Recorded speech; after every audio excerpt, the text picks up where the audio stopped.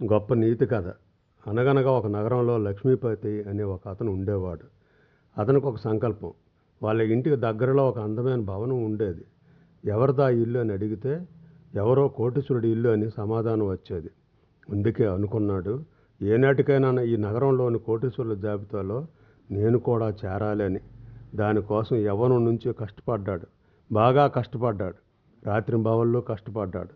సంపాదనే సర్వస్వంగా కష్టపడ్డాడు. 40 ఏళ్ల లోపే కోటీశ్వరుడయ్యాడు. ఒక కోటి తర్వాత మరో కోటి. అలా అలా 50 ఏళ్ళ లోపే ఎన్నో కోట్లు కూడబెట్టాడు. ఒకప్పుడు తను చూసిన అందమైన భవనాలు లాంటివి 2-3 కట్టించాడు. అయినా తృప్తి కలగలేదు. ఇప్పుడున్న ఇల్లు కాకుండా నగరం మధ్యలో తన హోదాను చాటేలా, తన ప్రత్యేకతను తెలిసేలా ఇంద్రభవనం లాంటి ఒక ఇల్లు కట్టాలనుకున్నాడు. దానికోసం మరింత కష్టపడ్డాడు. అనుకున్నది సాధించాడు లక్ష్మీపతి. నగరం నడిబొడ్డున విశాలమైన స్థలంలో అత్యాధునిక సౌకర్యాలు కలిగిన అద్భుత భవనం కట్టించాడు. గృహప్రవేశం రోజున నగరంలోని ప్రముఖులందరినీ ఆహ్వానించాడు. ఒక్కో దేశం తాలూకు విశిష్టలన్నీ ఒక చోట పోగుపడ్డట్టుగా ఉన్న ఆ ఇంటిని చూసి ఔరా అని ఆశ్చర్యపోయారు అందరూ. శభాష్ అంటూ లక్ష్మీపతిని అభినందించారు. అతిథులంతా వెళ్ళిపోయాక తన పడగదికి వెళ్ళి పడక మీద నడుము వాల్చాడు. భార్యా పిల్లలు ఇంకా ఫోన్లలో స్నేహితులతో ఆనందంగా మాట్లాడుతున్నారు.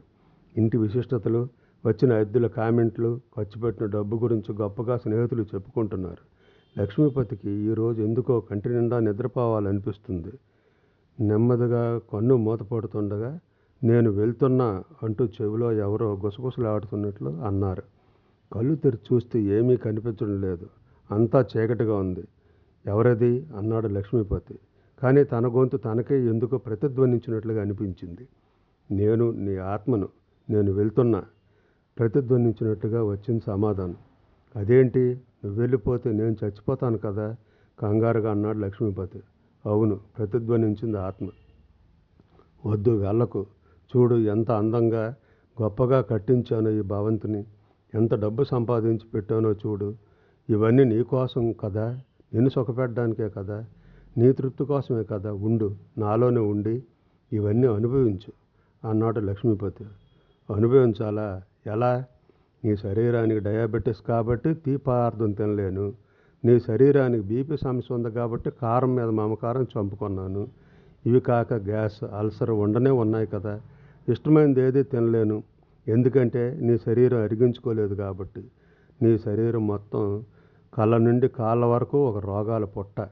అడుగు తీసి అడుగు వేయడం నువ్వెంత ఆయాసపడతావో మనిద్దరికీ తెలుసు.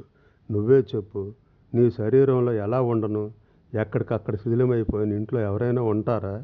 నువ్వు కట్టించుకున్న ఈ అందమైన ఇంటితో నాకేంటి సంబంధం? నేనుండేది నీ శరీరంలో. అదే నా అసలైన ఇల్లు. నా ఇంటికి ఉన్న 9 ద్వారాలకు సమస్యలే. నాకు రక్షణ లేదు, సుఖం లేదు. అన్నిటికన్నా నీకు ముందుగా వచ్చిన పెద్ద జబ్బు డబ్బు జబ్బు. నీకు అది వచ్చిన నాటి నుండి నన్ను అసలు నిద్రపోనిచ్చావా? నేనుండే ఈ శరీరాన్ని విశ్రాంతి తీసుకొనిచ్చావా? ప్రతి క్షణం ఇంకోటితో పోటీపడి నాలో అసూయ నింపావు. ఇంకోటికి అనగదొక్కడానికి నాతో కుట్రలు చేయించావు. ఎన్నిసార్లు నన్ను పగా ద్వేషంతో రగిలిపోయేలా, ఈర్ష్యతో కుళ్ళిపోయేలా చేసావు గుర్తెచ్చుకో. రోగాలు చుట్టుముడుతున్నా ఏనాడైనా పట్టించుకున్నావా? ఇక నేను ఉండలేను, వెళ్తున్నా. ప్రతి మనిషికి రేపటి గురించి ఆందోళన ఎక్కువైంది. దాంతో ఈరోజు ఈ క్షణాన్ని ఆనందించడం మర్చిపోతున్నాడు.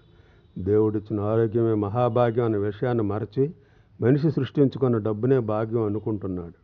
ఒక్క మాటలో చెప్పాలంటే రోగాలకు రమ్మని ఆహ్వానం పంపి అవి వస్తే ఖర్చు పెట్టేందుకు ఈరోజు కష్టపడి డబ్బు సంపాదిస్తున్నాడు.